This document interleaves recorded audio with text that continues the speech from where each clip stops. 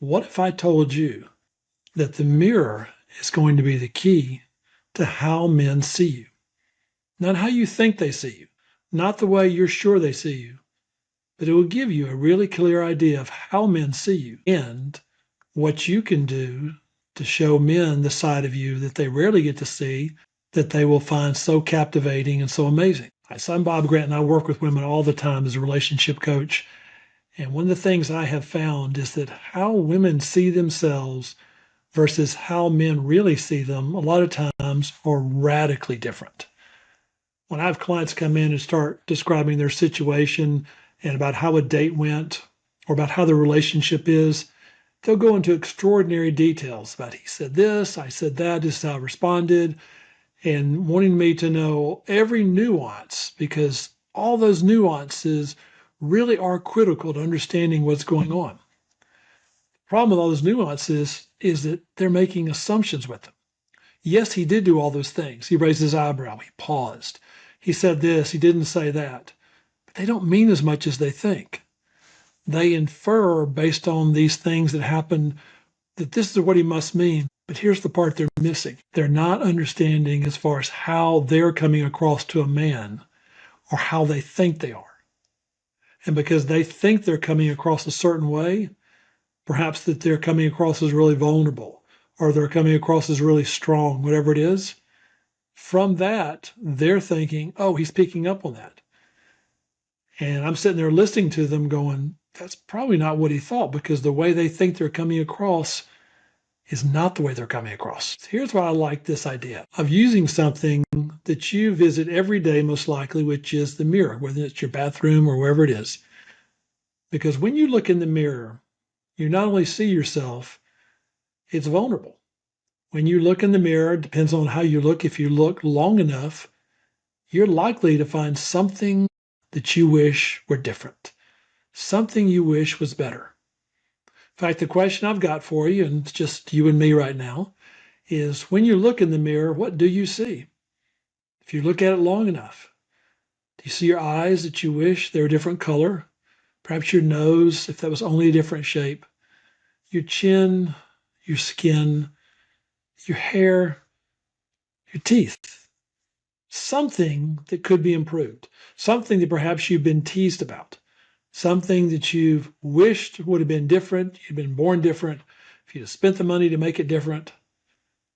Or does it go even deeper? Do you look at yourself and see someone that's broken? Do you see someone that's been hurt so many times? Do you see someone that can just never seem to get it right, no matter how hard you try? Or do you see someone that's full of life? Do you see someone that's resilient? Do you see the differences in your skin, in your eyes, your teeth, your chin? And look at it as part of your unique signature versus something that needs to be fixed. Notice the difference if I change my perspective. But here's what's really strange. Most of the advice that's given tells women and men to simply be more positive and upbeat. Just simply say what I said. Look at that thing that's bothering you for so long. Let's just make it an asset. Let's just make it something really good. And as we're doing this, it feels like we're lying to ourselves. I really love my nose. I really love my nose. It's an awesome nose. It's such a great nose. But our brain's like, no, you don't. And then we're caught in this loop and we're stuck with it. And until we change that perspective, we don't know anything to do but step either try to beat it down, that fear, or make it a point to just pretend I don't see it. And we can fool ourselves and say certain things don't bother us. But when you stand in front of the mirror, you can feel it. You know where your eye wants to go, toward that one spot that's imperfection, toward that part of you that you wish didn't exist, toward maybe all of you that you wish you could change who you were. It isn't that men, when we're looking at this, notice the things that you see in the mirror. They don't look at your eyes the way you do, or your chin, or your weight. No, they don't look at it the way you do. What they look at when they see you is the same thing that you see when you look in the mirror. But what's causing you to see what you see is what you're feeling inside, your belief about yourself. If you believe, and in fairness to you, maybe you've been told this your whole life, I'm not good enough. I'm not enough. I'm not pretty enough. I'm too weak. Whatever it is, you will see that when you look at yourself in the mirror. You may not think those words, but you'll feel it in your core. That's what men pick up on, is what's going on inside of you. Now, they won't say it the way I'm saying it, and you may think you can hide it. I'm just going to act positive. I'm going to act upbeat.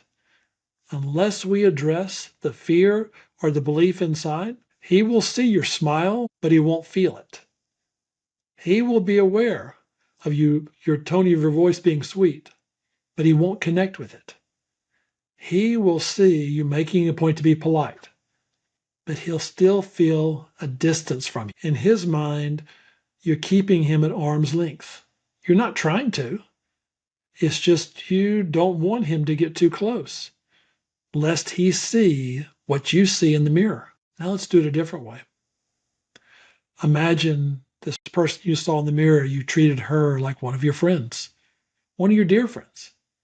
You see all of her, quote, imperfections. You know about her tendency to tell jokes too long or perhaps laugh at the wrong time, but you love her anyway. That's just part of who she is. It's not a flaw. It's just an extension of her. And because of that, you look at her totally different. You see her as a whole. You don't see her as good parts and bad parts. You see her as one person. You don't micromanage her, or you don't look with glaring eyes at the one piece of makeup that's out of place.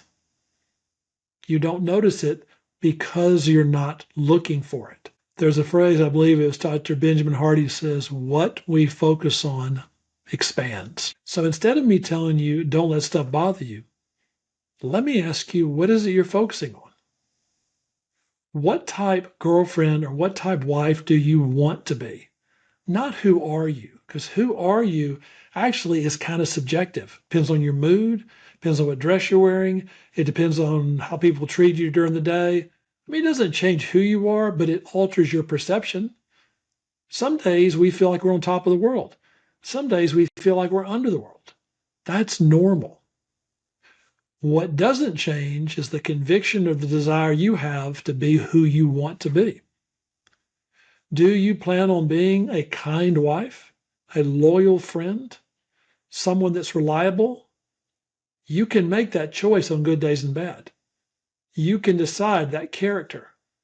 Character is what builds confidence, not dresses, not makeup. Character. Character is what men deeply crave. They won't put that in dating profiles. Oftentimes they don't realize it until they get into a relationship and realize when it's lacking, how much they just assume she had it. Wow, that when she's upset, she really does still stay composed versus just lets her temper fly. Or that she's able to listen even when she's sad and overwhelmed. Character enables you to look in the mirror and see yourself as a whole, not just different parts of good and bad. Work on your character by having the same standard for yourself that you do for your friends, that you do for those people you love. It's not just about being positive and upbeat, it's about being honest. Because you don't have that harsh, critical aspect toward yourself, toward your friends that you do yourself. Because if you did, you wouldn't have any friends. All I'm wanting is you to have the same standard for everyone. If you're going to be harsh with yourself, be harsh with everyone else. Trust me, you'll get over that really fast. If you're going to be gracious with yourself, be gracious with other people. Treat yourself with the same respect and dignity you would others. Then you will have a reserve of confidence when you look in the mirror. Then you won't mind a man looking into you deeply because you've already chosen the type of woman you want to be. And it takes time. It's not a one-time thing. If I purpose in my heart to be a woman of character, that's going to take a few choices for that to really blossom inside of me. That's arguably a never-ending thing. So when you use the mirror, notice when you look in there, who do you see? Do you see the woman that you've chosen to be, or do you see the woman that you're constantly running from? How you answer that question is the best indicator of how a man sees you, especially once he gets to know you. I look forward to seeing you next time. Be sure and hit that like button and let me know if you have questions or want more of these. Take care.